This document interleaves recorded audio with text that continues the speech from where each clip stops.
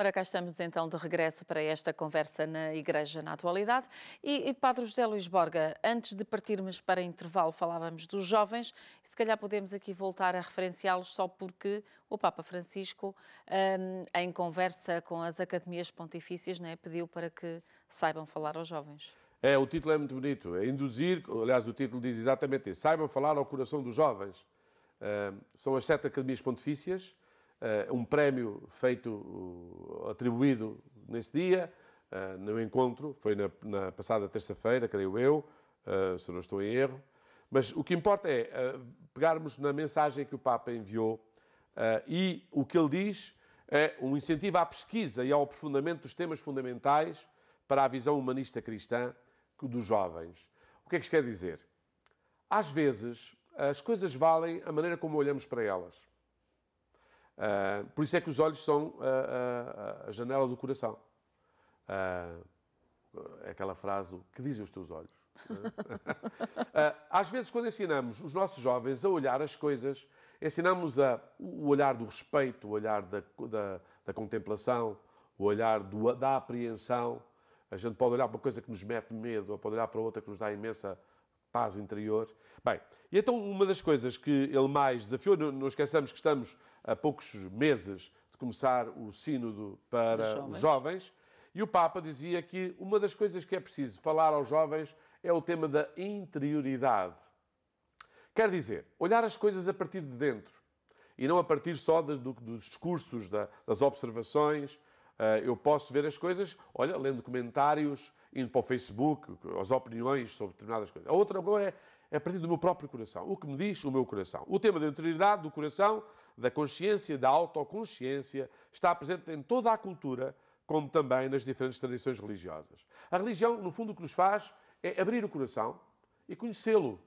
É, aliás, uma experiência muito interessante que Santo Agostinho faz, não é? Dizia, procurei-vos em tantos lados e vós estáveis no meu coração. Até que eu descobri que estavas dentro de mim. Ele procurou Deus na filosofia, nas ciências humanas, nos prazeres do mundo. Procurou em tudo. E em tudo ele sentiu um vazio porque nada daquilo o preenchia por dentro. Até que entrou no seu coração. E quem lá estava? Pois Deus fala no mais íntimo da nossa consciência, no íntimo do nosso íntimo. A Santa Teresinha falava então das meias, do coração, diria, dos castelos, falava das secções que o coração tem. A gente tem que ir de secção em secção até à mais íntima do mais íntimo, ao Santo dos Santos, como tinha no santuário em Jerusalém. Não é? Para chegar ao Santo dos Santos, onde estava a Arca da Aliança, era preciso passar por uma série de antecâmaras e ali só entrava um sacerdote, devidamente purificado, uma vez por ano. Nós, às vezes, nem uma vez por ano cá entramos no coração. Deixamos-lo seco, vazio, e claro, depois quando olhamos a partir de quê? Dos interesses, dos nossos medos, ou então dos nossos enganos. E os enganos vêm, por exemplo, a gente pode ensinar uma criança, por exemplo, a beleza da natureza, de um cato, de uma mosca. Posso ensinar a beleza de uma mosca. À partida não sei bem para que é que elas servem, não sei para chatear, mas elas dão de comida aos sapos. Não é? Por exemplo. E há o Papa Moscas também, que é uma coisa bonita. Não é? Mas quero dizer, nós podemos mostrar a beleza das coisas ou podemos conspurcar os nossos olhos. E um amigo meu que dizia, quem tem olho de porco só vê porcaria, não é? E isto é muito verdade. Portanto, os olhos veem a abundância do coração. E eu tenho que ter cuidado, porque às vezes tudo que me chama a atenção, mas porquê é que eu estou fixo naquela realidade? No dinheiro, na fama, enfim, no vestimento, na vaidade, enfim. Diz assim, muitas vezes o nosso tempo, a tradições religiosas, que se recompõe com urgência a força do nosso tempo, muitas vezes caracterizado pela aparência, pela superficialidade, pela divisão entre o coração e a mente, entre interioridade e exterioridade, entre consciência e comportamento. Às vezes a gente tem comportamentos que nem temos consciência deles e às vezes não fazem parte da consciência que nós temos. Parece que estamos... Uma esquizofrenia. A palavra é complicada porque significa uma divisão interior. Eu não digo o que penso, nem penso o que digo. Digo o que apetece dizer ou o que os outros querem que eu diga. E não aquilo que, em boa verdade, eu tenho a beleza e a alegria de poder dizer. Ou então não calo porque me espicaçaram. Tudo isto vive-se à superfície. E, portanto, o Papa chamou a atenção para que este itinerário, este saber ver com o coração, fosse na ciência, nas academias, fosse estudado, fosse proposto. Porque uma academia, afinal, faz o quê? É ver mais fundo, é ver o que não passa, é ver a essência das coisas. E não ficar apenas pela aparência. Por isso é que um cientista vê coisas que a gente está a olhar para lá não vê. Não vê. Porque ele vai ver o que estava invisível. O que só com o tempo e com muita observação e registando tudo é que começa a ver. Espera lá. Há aqui qualquer coisa que está sempre permanente, não é? Por isso é que, não sei se sabem, mas, ou se não sabes, mas a lei, por exemplo, da hereditariedade foi por causa dos coelhos. E porque houve um monge que passava a vida a olhar para os coelhos. E via que quando eles se cruzavam, havia, quando de um lado para o outro, como é que aquilo era, ele lá chegou à conclusão que havia ali uma relação causa e efeito entre a hereditariedade, não é? Porquê? Era um monge que não tinha nada que fazer. Se tivesse mais que fazer, não estava a olhar para os coelhos, não é? Mas ao olhar para os coelhos, descobriu a lei da hereditariedade. E foi super importante, pronto. É super importante.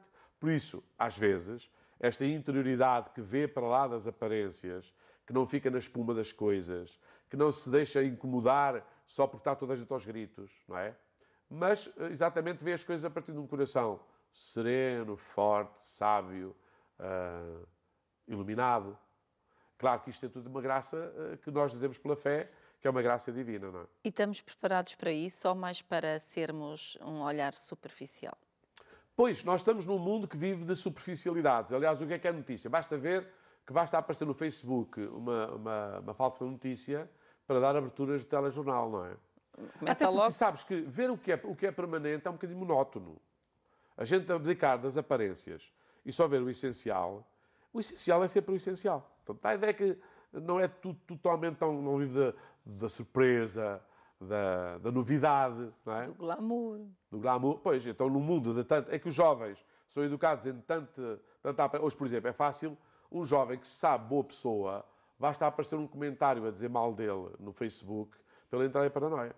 Já não sabe se o outro é que viu alguma coisa. Em vez de dizer assim, ele não me conhece. Diz o quê? Se calhar eu sou assim. E há pessoas que entram mesmo em paranoia por causa disso. Não é? Ou basta ver a força que tem hoje em dia, não só para as opiniões.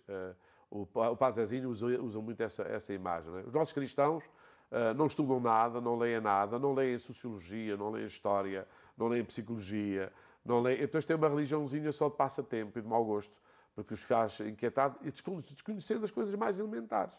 Mais elementares. Não é? Uma pessoa, por exemplo, morreu-lhe um familiar. É preciso ter fé. Não, está em dor. Não. A antropologia diz-nos isto, tem que fazer o seu luto. E essa dor faz-lhe bem. Não é agradável. Se pudesse, dá-se logo um medicamento para a pessoa não estar deprimida. Quer dizer, nem as dores que nos fazem bem, isso é como a gente correr e não sentir o cansaço.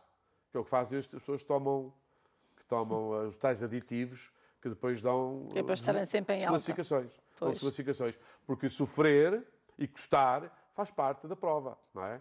Agora, se ele toma medicamentos que lhe tira o sofrimento e o custo, ele vai ali que não é nada com ele, então vá de patins, não é? É como diz o outro. Portanto, o Papa chamou a atenção, eu acho isto muito interessante, que já é um pré-anúncio do que vai surgir, provavelmente, da reflexão do sínodo dos jovens. Os nossos jovens, embora não pareça, vivem sempre na última crista, a última moda. Basta ver que aqui há uns dias, não há muitos, andavam toda a gente a apanhar aqueles coisas com os telemóveis. Como é que era? Pois, exatamente. Como é que chamava o nome daquilo? Como é que se chamava aquilo? Pois. Pois. A gente há de aparecer. Pokémons? Pokémons. Pronto. Andavam a apanhar Pokémons. Parecia toda a gente, era obrigatório. Hoje não se vê uma única pessoa a apanhar Pokémons. Foi uma febre. Mas aquilo era uma febre terrível. Era, mas passou rapidamente. Assim como veio, foi. Foi. E nós vivemos muito, hoje em dia, os jovens. Eu, felizmente, ainda tive uma infância muito monótona, que aquilo era sempre a mesma coisa, para que houvesse alguma novidade. Então tínhamos que fazer novidade, nós que fazíamos a novidade das coisas. Agora os nossos jovens vivem, o que é que está a dar agora, o que é a última. Veja-se o que acontece, por exemplo, não sei se já te apercebeste disto, os negócios da noite passam a vida a fazer remodelações. Ao fim de um mês, 2 meses, já têm que remodelar aquilo tudo se não querem perder os clientes. Porque eles, ao fim de lá, em 3 vezes, é sempre a mesma coisa. É como já não querem voltar. Porquê é que eles não suportam a missa? Precisamente porque parece quer sempre a mesma coisa. Nós é que temos que fazer aquilo sempre diferente. Não é? Que é para parecer que é diferente. Não é para parecer, é porque é diferente. Nós somos melhores. Eu não volto a segunda vez à Eucaristia o mesmo. Portanto, embora aquilo pareça ser o mesmo, ele vai-me purificando para ser cada vez mais verdade, para ser cada vez mais autêntico. Isto para os jovens é algo que lhes é culturalmente difícil de aprender. E porquê é que eu estou a dizer? Então, às pontifícias academias, que eles pensem o que está a passar a nível da sociologia, da história, das ciências humanas e até das ciências sociais, o que é que está a passar-se, para ajudarem com o saber e com a investigação a ultrapassarmos este estádio de coisas. Muito bem, vamos avançando, não é? E vamos aqui falar da Liga Operária Católica, que entretanto que é o Movimento de Trabalhadores Cristãos, que deixa a sua mensagem de Natal e no fundo pede aqui, olhando mais para o nosso país e para Portugal, que seja um governo mais comprometido com a causa humana e com a causa social. E nos dias de hoje, de facto, isto torna-se um alerta importante. Aliás, citando, eles acham, e bem, que o Natal traz-nos de novo a esperança naquilo que é essencial na vida dos homens. E citando a própria mensagem, diz que os corações uniram-se e os homens manifestam-se irmãos. O sofrimento e os gestos de amor transformam os corações. Em cada coração há sempre um cantinho para uma manhã de esperança. Portanto, no fundo, é um olhar feito a partir da experiência da LOC e da JOC, dos jovens operários, dos jovens trabalhadores, naquela linha da ação católica, do ver, julgar e agir, para buscarem, na que é a experiência da fé, algo que fundamenta e dá dimensão à esperança que devemos alimentar. Porque a esperança que não se alimenta morre. Não é? Ela precisa de ser alimentada e é como o oxigênio, precisa estar ligada. Jesus vai entrando de mansinho no meio do silêncio. E essa é a forma do Natal também ir tornando-nos capazes de, lá está, o celebrar, o viver o princípio das coisas e perceber o que é que vem até nós. O que é que vem até nós de tão novo. E eu acho que estas certezas e esta forma de celebrar a fé, lá está, neste mundo operário, neste mundo do trabalho, das lutas, as pessoas precisam ter razões de esperança. E a primeira é que estamos todos unidos, somos fraternos, o bem dos outros é o meu bem, o mal dos outros também me afeta a mim. Portanto, somos um corpo. E Cristo veio dar-nos a dimensão divina, não é quase, a dimensão divina desta humanidade. Porque quando nós desumanizamos, quando vemos as pessoas serem exploradas, serem tratadas sem dignidade que merecem, ou então o bem do trabalho reverter apenas para os lucros e não para o bem dos que trabalham. Aliás, tem sido nessa linha, desde a Redentor Hominis até à Populorum Progressio, do Papa Paulo VI, a doutrina social da Igreja tem sido, aliás, bem... Nota-se que esta gente, quando escreve estas mensagens, não só é gente de prática religiosa, mas que reflete a sua vida e procura buscar na fé as âncoras, os pontos de apoio, para que aquilo por que lutam não seja tão absurdo, ou se calhar tão vago, como às vezes é uma questão sindicalista, uma questão só de quem gosta de reclamar. Não. É de quem tem consciência de que isto é uma luta, é um caminho no qual o próprio Deus entra para fortalecer os fracos e para animar os que estão desanimados. Portanto, parece-me que é uma boa... Olha, todos que estão nas lutas pelas suas condições de trabalho, e já agora os patrões também, todos que vivem a dar condições que o mundo do trabalho seja um lugar de realização e de dignidade, e não seja apenas o aproveitamento das necessidades de alguns para renderem muito, nunca a favor de si próprio, mas sempre a favor de quem os explora. Que qualquer parecença com a realidade, como eu acabei de dizer, é pura coincidência. É pura coincidência, exatamente. Então avançamos para mais um tema, Padre. Finalmente, eu acho que este parece... traga aqui de novo o quadro. Ponham-me de novo, por favor, este quadro no ar. Quadro. Vamos lá. Quem é? Quem é? Olha lá para ele. Vê se descobres. É o nosso Cristo. Tem ali um mundo, está a abençoar. Tem uma bola de cristal na mão, estás a ver? É um quadro muito bonito. Quem pintou? Leonardo da Vinci. E foi o tal que custou 300... Não, custou não. Houve alguém que ofereceu... Não, vou dizer. Adquiriu por 130 mil milhões. Qualquer coisa. 180 mil. Baratito. Então, 180 milhões. 180 milhões. 180 milhões. 180 milhões. Agora está certo. Isto é em escudos. Ou 400 Em mil euros? dólares. 400 Não é? milhões de dólares. Ok. Olha, eu gostei, porque é que finalmente descobriu-se quem é o felizardo que o comprou. E quem é, foi padre? pô-lo, também bonito, foi pô-lo no museu, e é um rei Salmão, que tomou o trono, nomeou o príncipe Bader para cargos importantes. Em 2015, o rei Salmão chamou este senhor, que iria relacionar com a família real. Portanto, o príncipe Bader ainda é presidente do grupo de pesquisa e marketing saudita. Portanto, estamos a falar de gente do petróleo, sabes? O petróleo dá muito dinheiro. Agora é que eu vejo, eu estou a pagar isto Dá milhões. cada vez que eu atesto o meu carro. Portanto, ver? o Salvador Mundi está a ser pago por mim também. Temos que começar Mas a andar o a mais pé. bonito, eu gostei muito destas coisas, para saber quem é este homem. O mais bonito foi, para já, ele é muçulmano, é saudita, e tem... Espera aí, eu vou buscar o nome. O nome dele é que eu acho muita graça. Será? Agora peço que ponham... Já aqui pus O nome dele. que eu gosto muito. Eu é José Luís Fernandes Borga. Já agora ficam a saber. Será Bader bin Abdullah bin Mohammed bin Farham al-Saud. Saúd. É um nome bonito. Só pelo nome vê-se que ele tem muito dinheiro. Só o nome.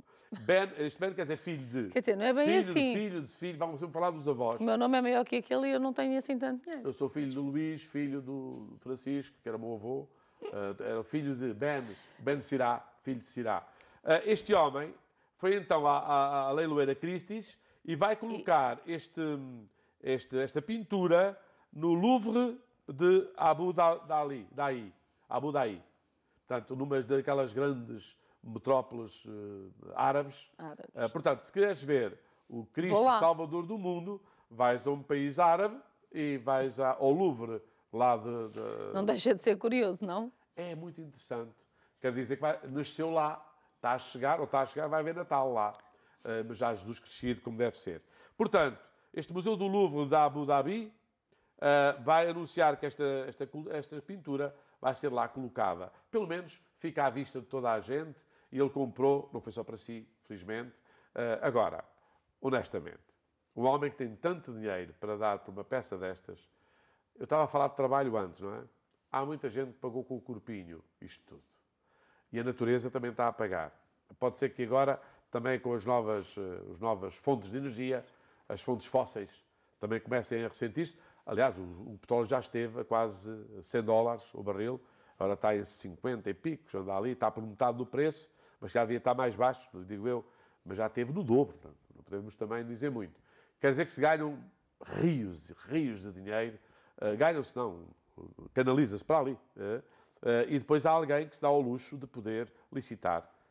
Eu estava curioso, porque antes isto assim está mais explicado do que ter sido enfim, não é mais razoável.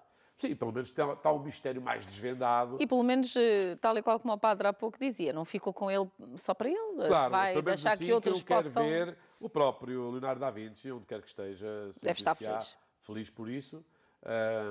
E significa também que a pessoa de Jesus Cristo, pelo menos no meio daquela, pelo menos para o mundo árabe, é um profeta. Vamos dizer, também não é assim, mas a dizer Salvador do mundo, o título Salvador do mundo, é mais do que ser um profeta. O profeta fala do Salvador. O Salvador tem profetas que falam dele. E pronto, pode ser o início de qualquer coisa para lá. Sim, eu queria só dizer isto, que é para os nossos telespectadores que estavam tão preocupados com este destino, pelo menos aos meus amigos, vamos lá partilhar esta alegria, uma boa notícia, e eu não queria deixar de vos voltar a mostrar para já o quadro outra vez, e depois de vos dizer que foi um príncipe árabe que, afinal, teve a coragem de... Havia outros a lutar com ele. Teve de dar aquele dia todo, senão ele não ficava com ele, ia parar aos Estados Unidos. Pronto, assim é melhor ter ficado ali. À chamusca não ia parar de certeza absoluta. Por aquele preço, não estou lá a ver ninguém a licitar. A licitar, bem não. Pronto. Se houver, digam-me, que eu preciso de ir lá pela Caritas Paroquial, precisamos de outras coisas. Pronto. Padre, com isto chegamos ao final da nossa conversa. E ficou bem. Fica bem, não fica? Claro. Assim trago-vos um quadro do menino bebé. Pronto. O Salvador. Lá em casa já ficam a pensar, bom, isto é quase tão bom como acertar no Euromilhões, mas olha, é só mesmo comprar o quadro. É um quadro. Pronto. Quadro, quadro. Muito bem. Ficamos por aqui na nossa conversa nesta Igreja na Atualidade. Marcamos encontro para a próxima semana. Até lá, fique bem, tenha uma boa noite.